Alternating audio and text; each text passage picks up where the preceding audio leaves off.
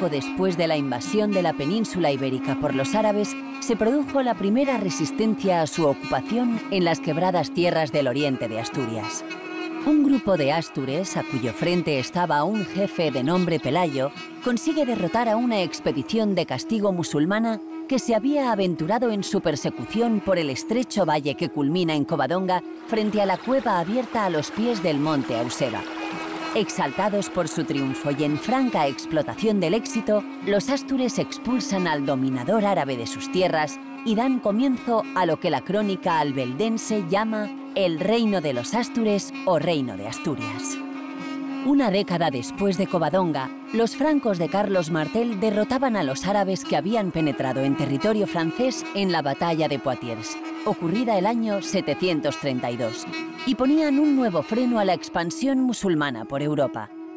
No le faltaba razón al historiador Claudio Sánchez Albornoz cuando decía que el alzamiento pelagiano salvó lo occidental en la península. Sin Pelayo y los ástures, España hubiera podido quedar vinculada al Islam y a la Meca durante 12 siglos, como ha ocurrido en todas las otras zonas por donde extendieron su dominio. El reino de Asturias se prolongó a lo largo de 2 siglos, de 718 a 910, tiempo en el cual reinaron, además de Pelayo, otros 12 reyes. Nacido en una coyuntura de defensa y reacción frente al invasor musulmán, el rey ocupaba el más alto escalón de la sociedad, al tiempo que tenía un carácter guerrero muy marcado. Él era quien dirigía el ejército y decidía sus movimientos. Los éxitos y los fracasos militares tenían en el rey a su más directo responsable.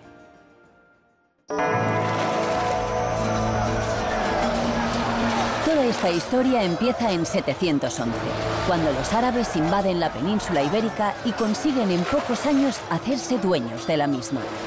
La conquista de España fue el último acto de un proceso que se había iniciado muy lejos de aquí, en la península arábiga, a partir de 632, año de la muerte de Mahoma, el gran profeta de la religión islámica, cuyas prédicas exaltaban la práctica de la guerra. Sus seguidores iniciaron un movimiento de expansión y conquista a costa de los territorios vecinos. El imperio persa sasánida fue ocupado totalmente y el imperio de Bizancio perdió sus provincias de Siria y Egipto. El avance musulmán continuó por el norte de África y a comienzos del siglo VIII amenazaba ya a España visigoda. España estaba regida por los visigodos, uno de los pueblos germánicos que acabaron con el Imperio Romano de Occidente desde el siglo V. Tenían su capital en Toledo y controlaban toda la península y parte del extremo suroriental de Francia. En el año 710 murió su rey Witiza y se produjo un vacío de poder, seguido de una guerra civil de la que salió como vencedor y nuevo rey Rodrigo. No habían acabado aún estas guerras cuando un ejército de bereberes del norte de África, recién convertidos al Islam, bajo el mando de Tariq Ben Ziyad, cruza el estrecho y desembarca en Gibraltar. Fue al comienzo de la primavera de 711. La noticia de este desembarco llega al rey Rodrigo cuando se encontraba en plena campaña militar en el norte. Apresuradamente vuelve sobre sus pasos y acude al encuentro de los invasores. El choque entre los ejércitos de Rodrigo y de Tariq se produjo en un lugar que los árabes llamaron Wadi Laka, el río Guadalete, y duró una semana, del 19 al 26 de julio de 711. Ambos ejércitos sufrieron muchas bajas, pero Rodrigo fue derrotado y el propio rey murió en el combate. El botín para los invasores fue cuantioso y la noticia del triunfo de los bereberes sirvió de banderín de enganche para otros compatriotas que aguardaban al otro lado del estrecho de Gibraltar. Ha sido objeto muy de discusión entre los historiadores el por qué un reino como era el visigodo, en principio tan potente, cae de una forma tan estrepitosa en tan pocos años. Hay documentos de la época en los que te deja ver que algunas de las acciones protagonizadas tanto por Tariq como por Musa infundieron auténtico pavor entre la población de la época, de tal manera que en unos casos, ejerciendo esas acciones, digamos, represivas o muy violentas, hicieron que el miedo se expandiera. El miedo, es decir, es un caballo más veloz que el de cualquier ejército. El miedo llegó a todas las esquinas de España y en muchos casos, cuando estaban cerca de una determinada ciudad, los señores de la misma salían a pactar con los invasores. Para asegurarse el control de los pueblos sometidos, los árabes tomaron rehenes entre los miembros más destacados de cada zona. Uno de esos rehenes en Asturias debió de ser el futuro rey Pelayo. Pelayo es un personaje del que sabemos muy poco realmente, y lo que sabemos en muchos casos es contradictorio, porque los testimonios que tenemos, que no se escriben realmente hasta 2 siglos después, es decir, por lo menos hasta el siglo IX, en el caso de las crónicas asturianas, e incluso con una acumulación de tradiciones después en la cronística musulmana, pues son a veces contradictorias o difícilmente conjugables. Sí debía de ser un noble o un potentado en la región, en Asturias. Non van un poco su conocimiento del terreno, es el que le permitió enfrentarse con éxito a los árabes, y algunas de las propias noticias que nos dan las crónicas nos vienen a certificar eso. Otros documentos posteriores podrían darnos una imagen de un magnate, sobre todo en la zona central de Asturias, en torno a la zona de Tentiana, de Tiñana, en Siero, y que desde luego tuvo la capacidad para aglutinar en torno a sí a un grupo de rebeldes, descontentos de la sociedad local asturiana, con lo cual tenía que tener cierto prestigio entre ellos para rebelarse contra un gobierno extraño que les había llegado unos años antes.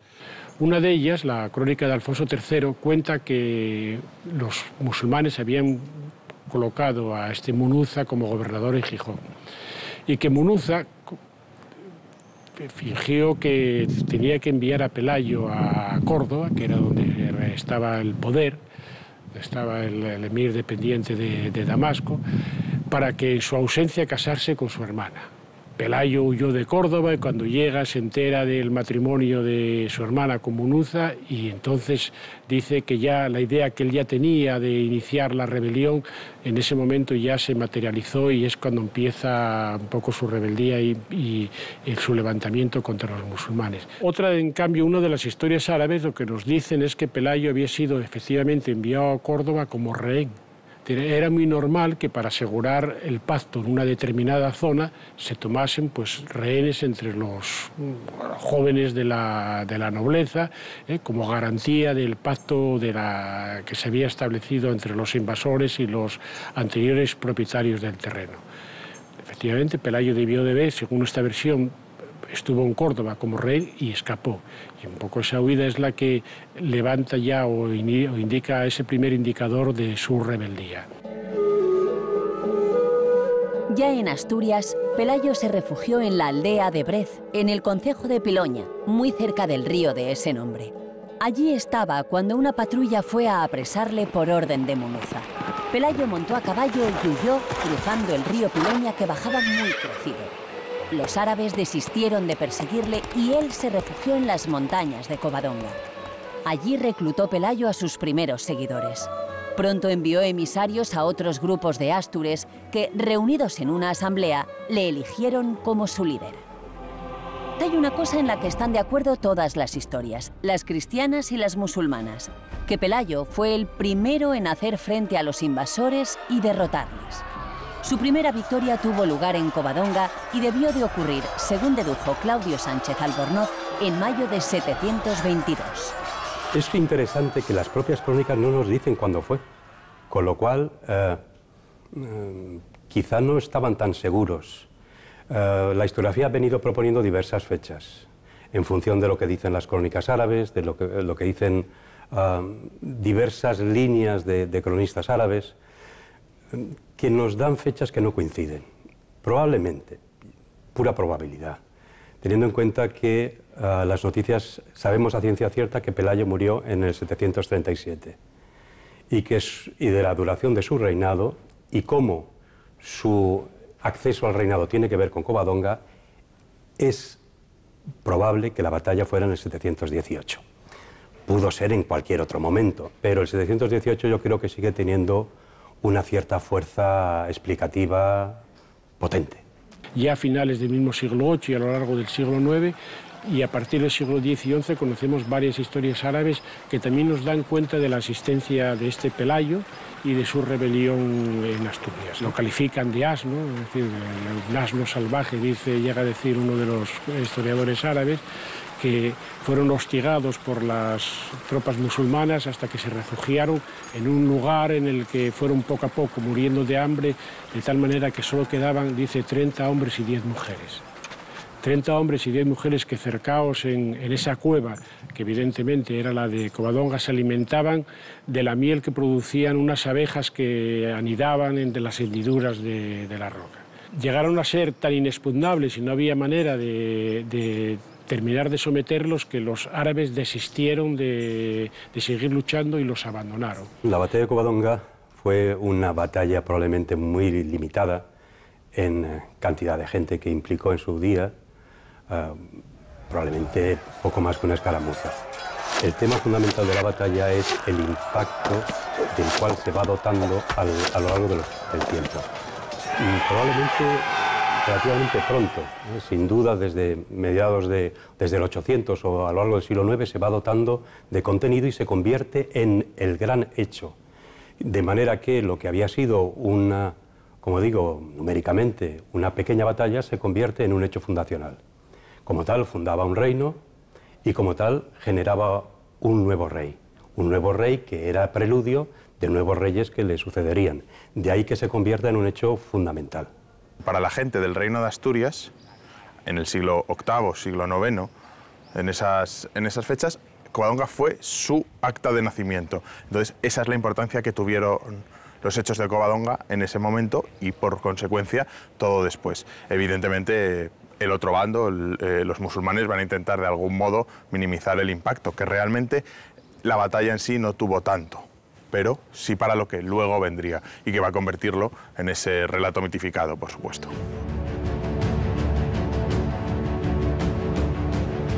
Algunos de los supervivientes de la batalla llevaron la noticia a Gijón, de donde el gobernador árabe Munuza huyó al no sentirse seguro. Perseguido por los asturianos, fue sorprendido y derrotado en un lugar que las crónicas llaman Olaliense u Olalíes, de manera que no quedó ni uno de los musulmanes en esta parte de la cordillera cantábrica. El lugar llamado Olaliense en la crónica se localiza en el actual Valdolayés, entre Tuñón y Villanueva de Santo Adriano, en uno de los caminos que llevaba a la Vía de la Mesa, una de las salidas de Asturias hacia León. La victoria de Pelayo está magnificada en las crónicas cristianas, pero los propios historiadores árabes reconocen, a su pesar, la importancia que tuvo para el futuro y cómo a partir de ella el reino de Asturias fue, poco a poco, creciendo y comiendo terreno a los conquistadores árabes. Pelayo se estableció en Cangas de Onís, de la que hizo la primera capital del reino de Asturias, y desde allí comenzó a solidificar y afianzar su liderazgo. Después de Covadonga, casó a su hija Ermesinda con Alfonso, del que las crónicas dicen que era hijo del duque Pedro de Cantabria. Un matrimonio político que sirvió para anudar alianzas entre ambos pueblos y que los reyes asturianos utilizaron con frecuencia. Tras 18 años largos de reinado, murió Pelayo en el 737.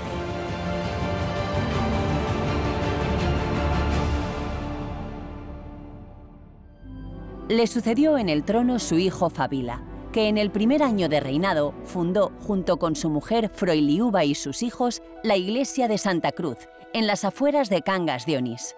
No se conserva el edificio, pero se conoce la inscripción fundacional.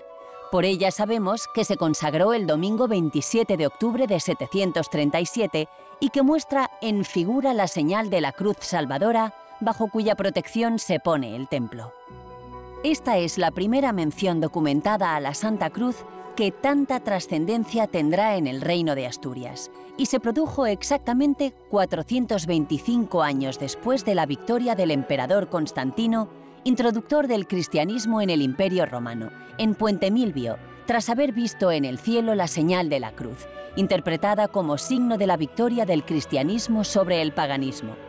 El lema «In hoc signo vinces», alusivo a la cruz, adoptado por Constantino tras esta victoria, fue también emblema del reino de Asturias y figura ya en la Cruz de los Ángeles que Alfonso II regaló a la iglesia de San Salvador de Oviedo en 808. Fabila tuvo un reinado de solo 2 años, cortado por su muerte entre las garras de un oso, al que se enfrentó, no se sabe si de forma fortuita o deliberada. Las crónicas asturianas califican la actitud del rey como una ligereza o imprudencia. Quizás Fabila trató de mostrar su valor como guerrero y no superó esa prueba de fuerza. Fue débil, como dicen las crónicas, o como más claro lo expresa el poema de Fernán González, fue muy mal varón. La trágica muerte de Fabila dio acceso al trono a Alfonso I, casado con Ermesinda, la hija de Pelayo. Con Alfonso entró en la sucesión del reino astur el linaje que desciende de Pedro, el duque de Cantabria, que competirá durante más de un siglo con los descendientes de Pelayo. El tema de la extensión de las campañas de Alfonso I es muy discutible. Según la crónica que leamos, si leemos por ejemplo la albeldense, que es más sobria, él dice claramente que, bueno, que saquea lo que es los campos góticos, que es una expresión así muy sui generis para referirse a parte de la meseta. En cambio, las dos versiones de la crónica de Alfonso III enumeran una serie de ciudades que van pues, desde Galicia a toda la meseta norte e incluso hasta plazas que van al sur del Duero. Quizás en esa enumeración tan prolija de lugares que Alfonso I conquistó, bueno, haya ciertos intereses políticos y ciertas reclamaciones un poco de legitimidad sobre esos territorios en el momento en el que se escriben las crónicas. Hoy en día no se puede defender que Alfonso I despoblara todo el Valle del Duero, toda la meseta norte. Eso es una exageración de las crónicas muy posteriores a los hechos y además elaboradas por algunos historiadores en una época en que no había un conocimiento arqueológico real de la situación. Lo que sí da la impresión es que ahí se formó una especie de territorio de nadie, es decir, controlado por sus habitantes, pero sin ningún poder superior que articulase a esta población que ya había, y que por un lado pues, es decir, era en muchos casos saqueada por los musulmanes cuando hacían sus incursiones sobre el norte, y por otro lado aprovechado también por los del norte como un poco barrera frente a estas invasiones. De hecho, tenemos constancia en algunos casos de movimientos de algún movimiento de población entre esas poblaciones y el norte, ¿no? En el año 755 desembarcó en Almuñécar, Granada, Abd al-Rahman, superviviente de la dinastía omeya que había sido desplazada del gobierno del califato de Damasco por los abásidas. Apoyado por tropas sirias, Abd al-Rahman derrotó a sus rivales abasíes en 756 y fue proclamado por sus partidarios nuevo emir omeya de Córdoba, emprendiendo la reorganización del ejército y de toda la administración, rodeándose de personal de su confianza. Esta circunstancia, es decir, metió al Andalus, metió en medio de una guerra civil entre los partidarios de Abd-er-Rahman y del emir o de los califas de Damasco, lo cual produjo cierta debilidad y cierto descontrol. Esto hizo que se abandonara por un tiempo la preocupación por luchar contra los territorios rebeldes del norte. Ocupados los árabes con sus problemas internos, Alfonso I aprovechó la ocasión para fortalecer el reino de Asturias, extendiendo sus fronteras lejos de Cangas de Onís. Según las crónicas cristianas, Alfonso I obtuvo muchas victorias. Ocupó victorioso León y Astorga y asoló los llamados campos góticos hasta el Duero, extendiendo el reino de los cristianos. Con esas acciones se obtenía un gran botín, con prisioneros incluidos, lo que proporcionaba grandes riquezas a quienes lo practicaban y renovaba su poderío. Al final de su reinado, en el año 757, Alfonso I había conseguido extender su dominio sobre la franja cantábrica desde la parte norte de la actual provincia de Lugo hasta la desembocadura del Nervión, en Vizcaya. Fruela I sucedió a su padre Alfonso I y continuó la política de expansión y fortalecimiento del reino astur. Derrotó a los árabes en Pontubio, un lugar situado en la provincia de La Coruña.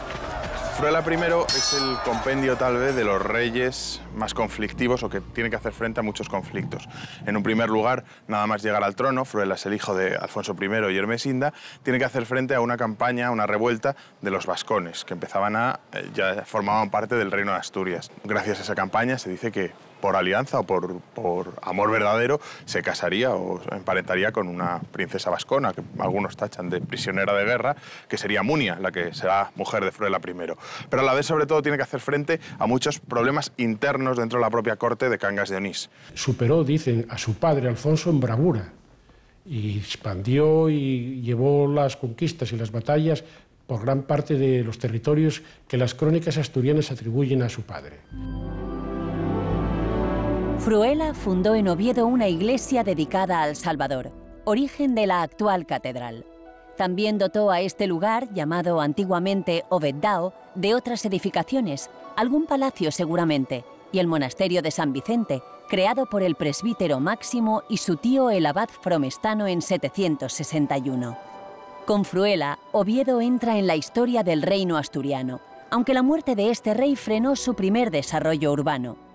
Él mismo, la crónica no lo oculta, acabará con sus propias manos con su hermano Vimarano, lo asesinará. Y las crónicas dicen claramente motivo, por envidias sobre el reino. Es decir, tenemos que pensar que Vimara le disputó a Fruela el reino. Luego le sucede a Aurelio y hay que pensar que fue uno de los suyos, uno de los que participó en la muerte de Fruela. Aurelio no debió de ser ajeno a la muerte de Fruela, del que era primo, tras la que accedió al trono. Su padre se llamaba también Fruela y era hermano de Alfonso I, y como él, hijo del duque Pedro de Cantabria. Durante su reinado, que duró 6 años y medio, hasta el 774, se produjo una sublevación de los siervos contra sus señores, que fueron finalmente sometidos, según cuentan las crónicas, por la habilidad de Aurelio, que apresó a sus jefes. ¿Qué habilidades manejó Aurelio para someterlos a su disciplina? Eso ya lo ignoramos. Pero lo que está claro es que en el reinado de Aurelio hubo un movimiento social importante y que evidentemente iniciaría posiblemente el cambio que se va a dar con el tiempo hacia el tipo de siervo que luego se da ya en una Edad Media un poco más avanzada. A Aurelio, del que la tradición cuenta que fue enterrado en la iglesia de San Martín, cerca de Sotrondio, le sucedió Silo en el año 774. Silo no pertenecía a la familia real, pero accedió al trono por su matrimonio con Adosinda, hermana del rey Fruela I. Silo trasladó la corte a Pravia y fundó la iglesia de Santianes, que aún se conserva en buena parte, y que presenta ya algunas características del arte que a partir del reinado de Alfonso II definirá un estilo muy singular. Una inscripción laberíntica en la que desde una S inicial se lee en todas las direcciones Silo Princeps Fecit, me hizo el príncipe Silo, da fe de esta fundación.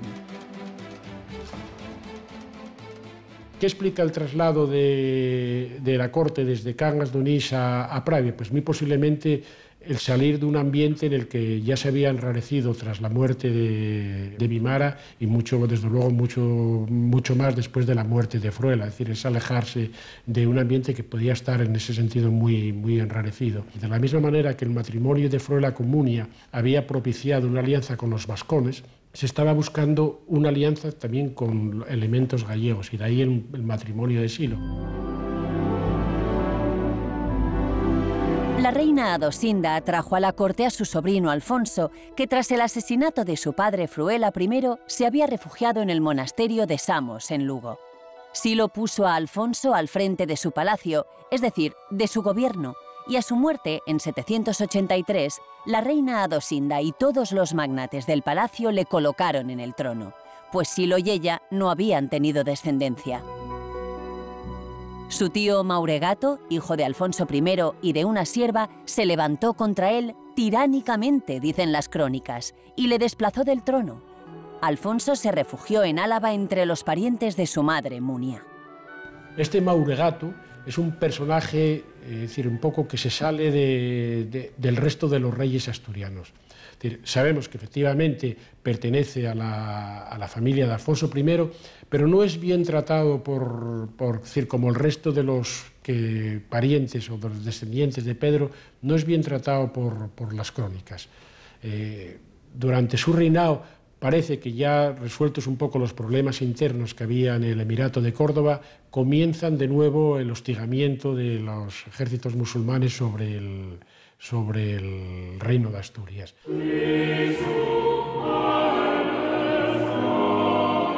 Durante el reinado de Mauregato se produjo una grave crisis en la Iglesia toledana. Su máxima autoridad, el arzobispo Elipando, al combatir los errores de Migecio sobre la Trinidad, incurrió en la llamada herejía adopcionista.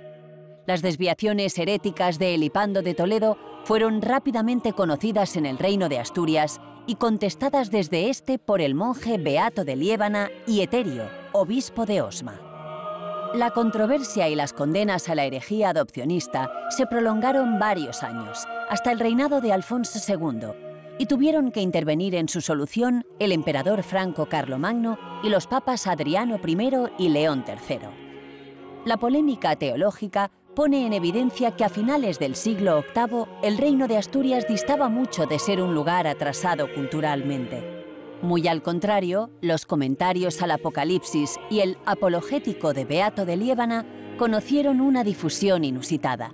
Y los manuscritos iluminados de los comentarios, conocidos como beatos, son una de las grandes obras del arte medieval y tuvieron su primera expresión en Asturias.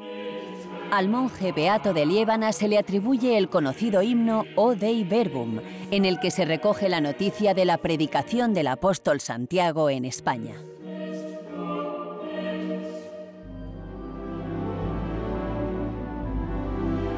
Al morir Mauregato, el trono pasó a Bermudo I, hermano de Aurelio. Por entonces, el Emirato de Córdoba ya había superado sus problemas internos y comenzaba a presionar sobre los territorios del norte peninsular. El emir Hixem I lanzó en 791 un doble ataque sobre Álava y las tierras de León, iniciando una estrategia de hostigamiento al reino cristiano por sus dos alas que se repetirá en posteriores campañas. Una de estas incursiones musulmanas derrota a Bermudo I y a su ejército en Burbia, dice la crónica, dice Burbia. Burbia es un río de la zona del Bierzo y hay una población que se llama Burbia, pues sería un poco en ese entorno en el que los musulmanes derrotaron a los cristianos. Entonces la crónica dice que después de esa batalla, es decir, no habla de la derrota, que Bermudo I se acordó que había recibido las órdenes de diácono y que entonces renunció al trono y que en su lugar puso a Alfonso II. En realidad, debemos de pensar, es decir, Bermudo pertenece al sector ganador, a la familia ascendiente de Alfonso III, que Bermudo I sufrió una dura derrota en Burbia y que los partidarios de Alfonso II, que evidentemente los tenía, presionaron y le hicieron renunciar al trono, o sin más, le desplazaron del trono y en su lugar colocaron a Alfonso II. Tras un largo paréntesis de 8 años y el fracaso de su primer intento a la muerte de Silo, Alfonso II fue ungido rey el 14 de septiembre de 791. No fue un reinado fácil el de Alfonso. Alfonso II llega al poder de forma definitiva en el año 791. Ya había tenido un pequeño espacio en el que le habían proclamado rey a la muerte de su tío, el rey Silo, y vivió esa usurpación por parte de Mauregato, pero en el año 791 va a recuperar, por así decir, ese trono que había tenido su padre Fruela. Al año siguiente de ser coronado, en 792, los árabes atacaron la región de Álava y 2 años después se dirigieron al corazón mismo del reino asturiano. Sabemos que en el año 794 Hixem I organiza una expedición contra el reino de Asturias y a través de las fuentes conocemos que los musulmanes saquean Oviedo y posteriormente se retiran por aquí, por la vía de la Mesa, en dirección otra vez hacia el sur de la península ibérica, ¿no? la respuesta de Alfonso II es reunir a las tropas y enfrentarse a esa invasión, a esa expedición musulmana en Lutos, en la batalla de Lutos, que gana esas tropas cristianas y consiguen con ello prácticamente el último enfrentamiento con los musulmanes en tierras asturianas. Pensamos que la batalla sí fue relevante porque en el siglo VIII, bueno, a diferencia de la Baja Edad Media, se trata de ejércitos reales que sí podían juntar unas proporciones de unos pocos miles de combatientes, ¿no? Evidentemente, en esa época el Reino de Asturias ya contaba con cierta organización y debía de tener una serie de observadores destacados que preveyeron o que vieron los movimientos de las tropas musulmanas y que advirtieron a Alfonso II de esa posible incursión. Una de las varias historias árabes que hay nos cuenta que Alfonso II hizo un llamamiento a la población que había al sur de la meseta para que se refugiase en el territorio de Asturias para eludir un poco la incursión musulmana y que además recibió ayuda de otros pueblos vecinos. Tuvo ayuda de los vascones y de los aquitanos, es decir, Alfonso II se preparó para rechazar esta segunda incursión de los musulmanes. De hecho, no les esperó en Oviedo ni esperó a que entrasen en Asturias, sino que salió a recibirlos poco en la parte norte de la meseta. Pero a pesar de que estaba preparado para enfrentarse a esta nueva incursión musulmana, la caballería árabe le desbordó. Es decir, le desbordó y Alfonso II tuvo que retirarse. Entonces dejó a uno de sus jefes de su caballería, Galasara, para que se enfrentara a los musulmanes, mientras que el rey, con el grueso de sus tropas, retrocedía y se internaba dentro de Asturias, evitando un nuevo enfrentamiento con estos. Unos años después, en 798, Alfonso II contraatacó y penetró profundamente en territorio dominado por los musulmanes, llegando hasta Lisboa, donde se apoderó de un rico botín. Tras esta victoria, Alfonso II envió embajadores a la corte de Carlomagno, en Aquisgrán. Este rey era entonces el más poderoso de la cristiandad. Hay 3 embajadas de Alfonso II a la corte de Carlomagno. Embajadas que lo que sospechamos que buscaban, aparte de resolver el problema religioso que se había planteado con el adocionismo, era un tipo de alianza con el emperador franco Carlomagno para rebajar la presión bélica o militar que los musulmanes estaban ejerciendo sobre el reino de Asturias. Y de hecho sabemos que en ese momento, en la parte oriental de Hispania, los francos hacen algunos movimientos que posiblemente contribuyeron a disminuir la presión sobre Asturias. A pesar del empuje ofensivo islámico que pretendía acabar con el reino astur, este demostró su capacidad de resistencia y mantuvo inamovibles sus fronteras.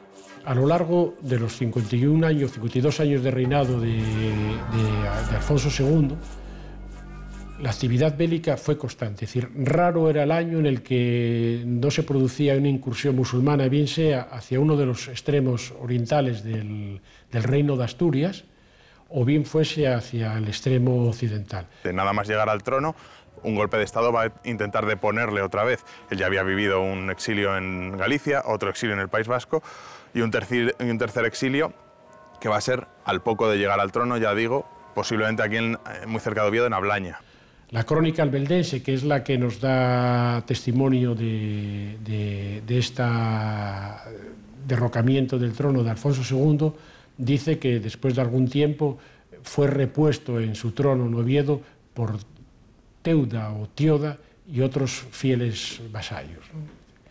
Se piensa que la donación que poco después se produce de la Cruz de los Ángeles fue un testimonio de agradecimiento poco por la vuelta de este cautiverio. Entre tanto batallar, Alfonso II tuvo tiempo para engrandecer Oviedo, donde asentó su trono desde el comienzo de su reinado.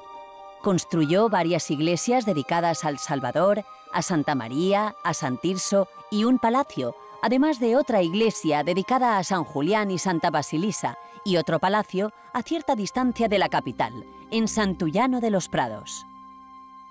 Fue un rey constructor que, si bien sufrió esos saqueos, pues también reconstruyó y convirtió Oviedo en una auténtica corte.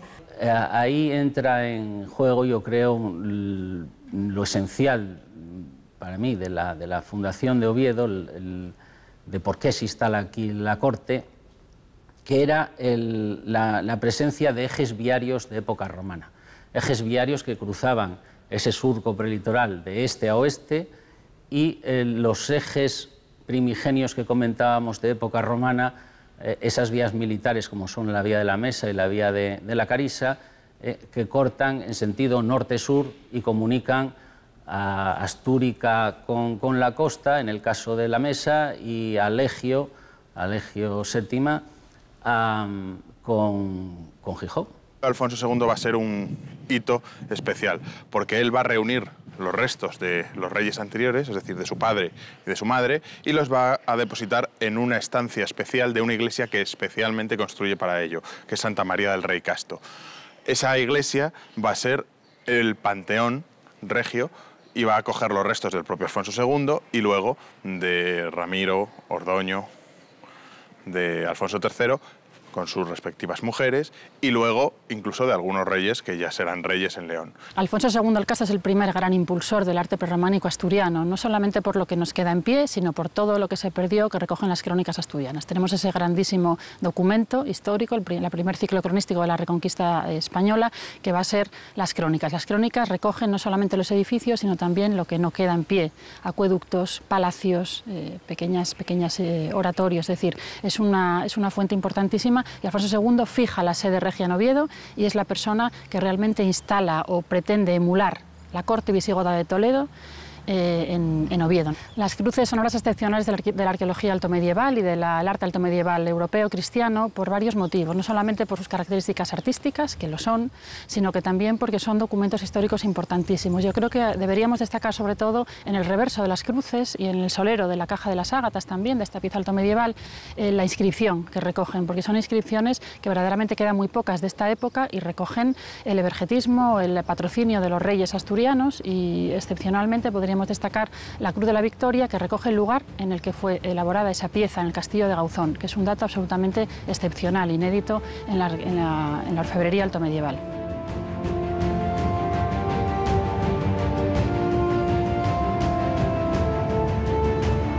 También donó a la iglesia de Oviedo la Cruz de los Ángeles en 808, maravilla de la orfebrería altomedieval.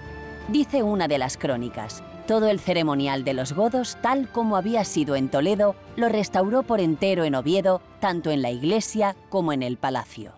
El obispo metropolitano de Toledo, y por tanto la referencia de poder canónico del antiguo reino visigodo, tenía una cierta opinión, tenía una opinión teológica con respecto a los problemas trinitarios, básicamente sobre el Hijo, la segunda persona de la Trinidad. Y entonces, aquí, en el entorno del reino astur, un monje llamado Beato le escribió contradeciendo. Entonces se genera un debate, por tanto una tensión, que lo que nos viene a mostrar es, uno, la capacidad teológica de las personas que estaban en estos entornos, mucho más de lo que uno podría suponer en principio, ¿no?, por la zona y por la cronología. Y otra cosa es que el reino de los Astures se distancia de lo que diga Toledo. No acepta, diríamos, la supuesta línea de mando que puede venir en la tradición eclesiástica del reino visigodo, sino que opta por otras propuestas que sí que están en consonancia, por ejemplo, con el mundo de Carlomagno, con el mundo de los carolingios. Y de hecho, el adopcionismo como herejía se condena en un concilio bajo la égida de Carlomagno que se celebra en Frankfurt. Todo esto va a tener trascendencia política y religiosa muy grande. Es decir, supone la condena de la herejía adopcionista el fin, digamos, de la organización eclesiástica que seguía vigente desde el reino visigodo. A pesar de la caída políticamente del reino visigodo, en el terreno religioso seguía todavía vigente la organización anterior. Entonces, a partir de esta condena de la herejía, se forma una nueva, o se empieza a gestar una nueva organización. Una de ellas es decir, Oviedo no había tenido obispo hasta entonces, es decir, pese a que bueno, hay una cierta tradición inventada por el obispo Pelayo a comienzos del siglo XII, de que había existido una sede episcopal en la ciudad romana de Lucus Asturum, y que Fruela I, durante su reinado, traslada esa sede episcopal desde Lucus Asturum a Oviedo. Es decir, no hay es una pura invención del obispo Pelayo. Es decir, todo lo que sabemos es que el primer obispo que existe en Oviedo lo es bajo el reinado de Alfonso II. Y aparece documentado por primera vez en el testamento de Alfonso II de 812, que es un documento de una importancia histórica trascendental.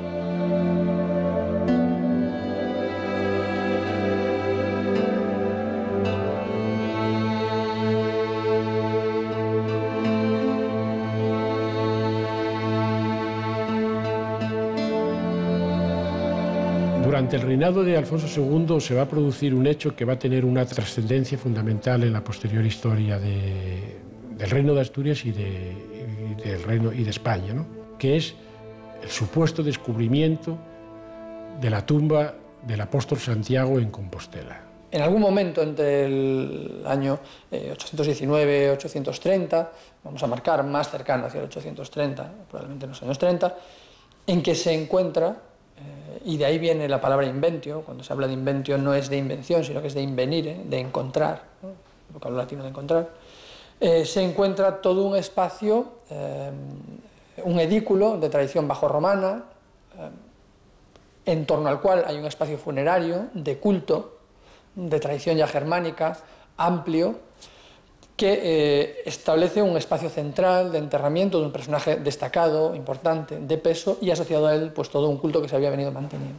Alfonso II sabemos que viaja desde Oviedo hasta Compostela, en lo que bueno, ahora se dice que es el primer camino de Santiago, obviamente, es decir, lo que llaman ahora el camino primitivo, el camino original a Santiago. Entonces, la oportunidad, en ese sentido, fue muy bien aprovechada, es decir, tanto política como religiosamente, por Alfonso II.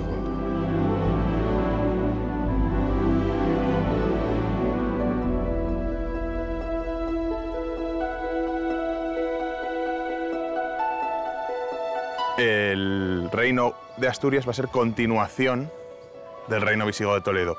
Y eso, el que por lo menos parece ser que pone en la práctica de una manera más palpable, va a ser Alfonso II. Lo que hace un poco tras la ruptura de la iglesia asturiana con la iglesia toledana, después de la herejía adopcionista, una vez que además había consolidado su reino, ya extendiéndose y afianzándose en toda la franja norte de la península y en buena parte de la meseta, aunque ese avance ya progresivo hacia León y hacia otros de los lugares de la meseta se produce en los reinados posteriores, pues bueno, tenía ya fuerza suficiente un poco para erigirse ya en el auténtico reino cristiano de la península, ¿no? Que hay lo que se dice una traslatio in imperi, desde Toledo hacia Oviedo.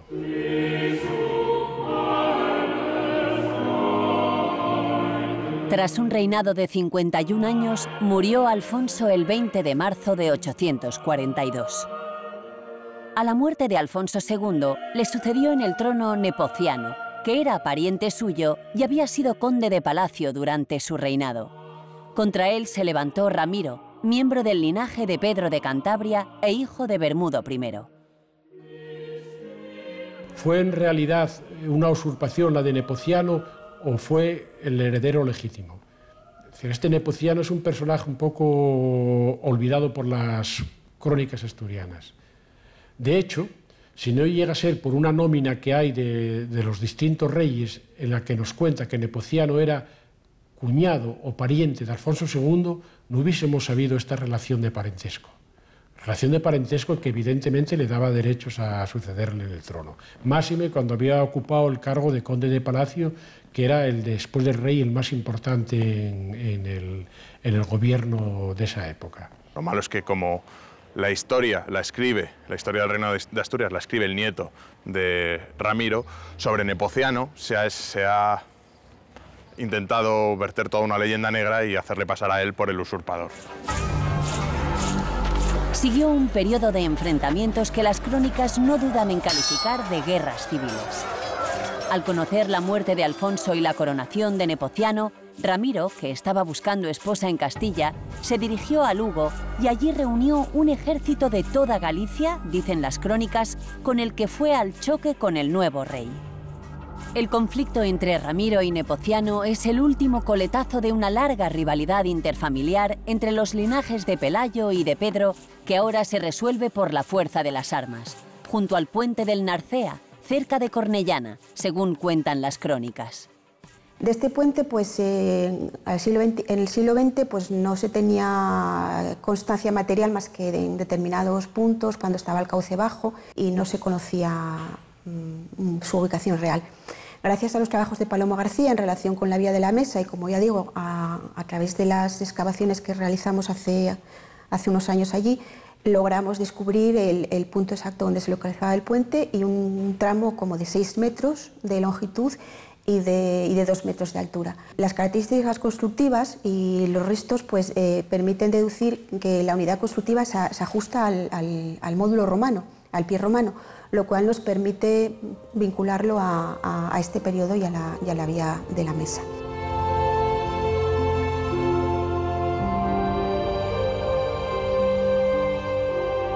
Durante el reinado de Ramiro I, sin que sepamos un año exacto cuando se produjo este suceso, aparecen, por lo menos por lo que tenemos documentado por primera vez, los normandos o los vikingos en las costas de Asturias. Es decir, este pueblo iba navegando, costeando un poco por cerca del litoral y de vez en cuando desembarcaba y hacía incursiones en las que saqueaba todo lo que encontraba. Pues bien, durante el reinado de Ramiro I, los normandos o los vikingos se presentan delante de Gijón. Parece ser que no se atrevieron a desembarcar en Gijón y fueron navegando hasta la actual Coruña, al faro que se conoce como Torre de Hércules, y allí sí que desembarcaron y fueron seguidos desde tierra por las tropas de Ramiro I y allí los derrotaron.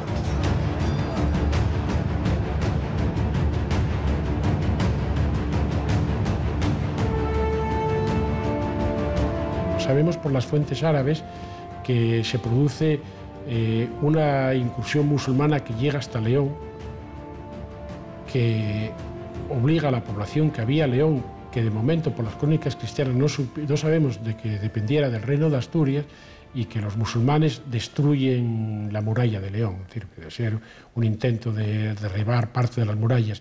León sabemos que luego, posteriormente, en el reinado de Ordoño I, sí pasa a depender del reino de Asturias. Esto es lo que conocemos un poco por las crónicas árabes, porque las cristianas son muy lacónicas, son muy breves, y si fuera por ellos, desconoceríamos gran parte de la historia política del reino de Asturias.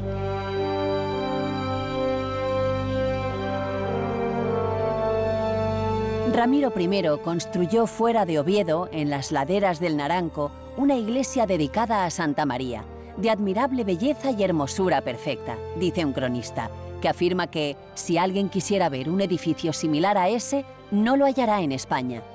No lejos de ella, levantó palacios y baños bellos y hermosos. En primer lugar, es un edificio de unas dimensiones para la época importantes, ¿no? La arquitectura visigoda, que es la previa, la referencia que tenemos en Santa María del Naranco o de San Julián de los Prados también, son edificios mucho más pequeños en general. Y después, sobre todo, la obra de bóveda, que es lo que recogen las crónicas asturianas. Mencionan la importancia de que es una obra con muchas bóvedas, toda abovedada, en el piso superior y en el piso inferior. Y es una obra, no hay que olvidar, una obra áulica, es una obra civil. Esto era un palacio, no era una iglesia, que muchas veces pues, lo confundimos.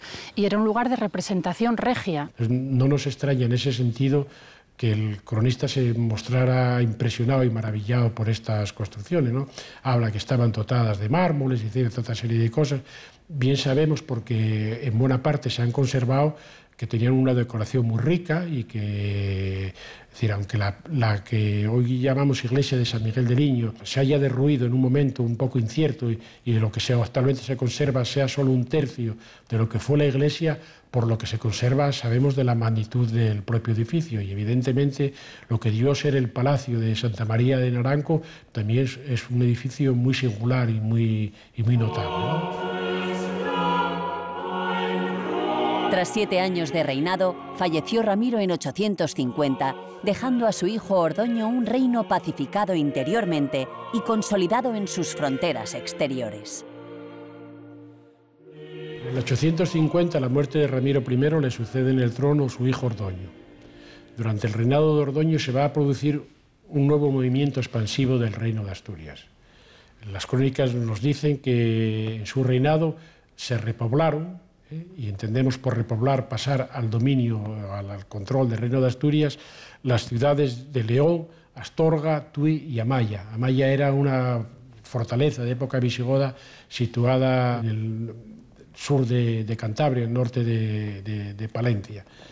Sabemos, por diversos testimonios, que Ordoño I peleó contra los árabes, a los cuales derrotó en varias ocasiones. Ordoño I intenta un acercamiento a los cristianos que están viviendo en zona andalusí, en zona bajo el dominio emiral, tanto desde el punto de vista religioso como apoyo material a la expansión y a la alianza en su expansión. De esa manera, años después, se va a conseguir que algunos clérigos mozárabes participen activamente en la política del Reino de Asturias. Por otro lado, Ordoño buscó quebrantar la amenaza representada por los Banu Qasi, auténtica llave de entrada para las incursiones musulmanas sobre el sector más oriental del reino cristiano. A la vez, en esa zona hay un poder musulmán importante como son los Banu Qasi. Los Banu Qasi, la crónica de Alfonso III los llama, y no sin razón, el tercer rey de España. Supuso una victoria para Ordoño I el enfrentamiento contra Musa ibn Musa. Este personaje pertenece a la familia de los Banu Qasi, es decir, el Banu es los hijos de Qasi, es la interpretación Qasi es Casio, es un conde Casio de época visigoda, que debió de pactar con los invasores musulmanes y mantuvo el poder en la zona de Zaragoza. A este Musa ibn Musa, que va adquiriendo un gran protagonismo y que empieza a suponer un peligro en la frontera oriental del Reino de Asturias, se enfrenta a Ordoño con él y lo derrota de una forma clamorosa en la batalla de Albelda. Durante el reinado de Ordoño I, el Reino de Asturias ya tiene una presencia entre el resto de España ya muy fuerte, de tal manera que empieza a ejercer una gran atracción sobre los mozárabes que vivían bajo el dominio musulmán. Alfonso III, hijo de Ordoño, le sucedió en el trono. Alfonso III inicia también otro, junto con el de Alfonso II, uno de los reinados más largos del reino asturiano, es decir, reina desde el 866 hasta el 910 y muy pródigo, digamos, que en actividad militar y en actividad política. Alfonso III sí que consigue traspasar con ejércitos de manera efectiva la cordillera cantábrica y apropiarse de manera efectiva ciudades como León, Astorga y Zamora. Es el verdadero artífice de la frontera del Duero. Esta política de expansión territorial, digamos que se saciaban las ambiciones de la nobleza gallega, que tiene un papel bastante importante en el desarrollo del reino de Asturias, ¿no? Es decir, tampoco descuida otras zonas de su reinado y se va expandiendo en torno a la frontera del Duero, incluso sobrepasándola. Hay toda una política militar de construcción de fortalezas, un poco para sostener el empuje de las tropas musulmanas, ¿no? Una primera etapa de este progreso se cerró en 883, cuando el emir cordobés se vio obligado a pedir conversaciones de paz. Los años 883 y 884 señalan un momento clave en la evolución del reino de Asturias. una profecía cuyos orígenes hay que buscar entre los mozárabes de Toledo o de Córdoba, obtuvo un gran eco en la corte de Alfonso III. Según ella, Alfonso III estaba destinado a restaurar el perdido reino de los godos y a reinar en un tiempo próximo en toda España. Fue por entonces cuando tomó cuerpo definitivo la teoría del origen godo de los reyes asturianos y su condición de sucesores del reino visigodo de Toledo, dispuestos a restaurar la salvación de España, según frase textual de las crónicas cristianas que se escriben por entonces. Se podría denominar el discurso oficial de un reino de Asturias superior, legítimo y enfrentado a los musulmanes con derechos sobre toda Hispania. Algo que hasta entonces no había ocurrido. Los reyes anteriores se reconocían reyes de Cangas, reyes de Pravia, reyes de Oviedo, pero no tenían una aspiración de dominar territorios mucho más allá de ese primer solar astur. Los mozárabes en la corte de Alfonso III tienen una gran importancia porque contribuyen a una aportación ideológica de refuerzo de la idea de que el reino de Asturias es no solo un oponente legítimo de los musulmanes en el territorio de Hispania, sino que enlaza y son legítimos porque su dinastía enlaza con los reyes visigodos. Con ello, en definitiva, el primitivo reino de Asturias se dotaba de un programa político muy concreto: la reconquista de todo el territorio hispano dominado por el Islam. Aunque todavía en toda la documentación se sigue diciendo que el trono o el solio del trono sigue estando en Oviedo, es decir, Alfonso III cada vez se desplaza un poco más hacia el sur, ¿no? y vive, es decir, en muchos casos entre León, Astorga y demás, es decir, pues porque su actividad bélica lo obliga a estar más cerca de donde se estaba esto produciendo, ¿no? Algunas crónicas relatan que el final del largo mandato, el largo reinado de Alfonso III, tuvo que enfrentarse a la rebelión de sus hijos, incluso con el apoyo de su mujer Jimena. Sin embargo, eso, más allá de las noticias más o menos legendarias o interesadas, lo que está dando a entender es que había fricciones, divergencias en el seno de toda la familia y los magnates más cercanos a la corte por intereses seguramente particulares y familiares. Nos cuenta que durante el reinado de Alfonso III se produjeron varias rebeliones. Hubo una primera de los hermanos del propio rey, a los cuales terminó sometiendo el rey y, bueno, alguno de ellos encarcelando y demás. Pero posteriormente son los propios hijos del rey, es decir, los que luego serán reyes García, Ordoño y Fruela, los que se rebelan contra su padre. Y en esta rebelión parece que tuvo un cierto protagonismo la reina Jimena, porque tras la vuelta de una incursión que Alfonso III había hecho sobre Toledo, a la vuelta se enteró de esta rebelión y a su hijo García, que era el primogénito, lo llevó a encerrar en el castillo de Gozón. Los hijos se rebelan contra su padre, le recluyen en Boides, dice la crónica de San Piro. Boides estaba situado donde está la iglesia de San Salvador de Valdedios, dirán en ese lugar. Alfonso III dice que pidió a sus hijos librar una última batalla y se hizo una campaña contra los musulmanes de la cual resultó victorioso y finalmente ya de vuelta de esta en Zamora murió en diciembre del 910, ¿no? Su hijo García le sucedió al frente del reino y a este sus hermanos Ordoño II y Fruela II. Sus tareas guerreras les alejaron cada vez más de Asturias, centrando su actividad en la ciudad de León. Pero la vieja sede real de Oviedo siguió manteniendo su prestigio a lo largo todavía de muchos años. Y los reyes sucesores la visitan con regularidad en busca de legitimación. Tras 2 siglos de existencia, el primitivo foco de resistencia surgido en Covadonga ha conseguido revertir la situación de partida y alentar un movimiento de recuperación que no cesará hasta completar sus objetivos, ya claramente definidos durante el Reino de Asturias. Este nos deja además un legado artístico único en la Europa contemporánea. La arquitectura es en muchos casos expresión pública del poder. Y en la asturiana que se conserva han tenido un gran protagonismo los reyes, desde Fabila hasta Alfonso III. Alfonso II puso en marcha todo un programa constructivo en Oviedo, el lugar que convirtió en capital del reino.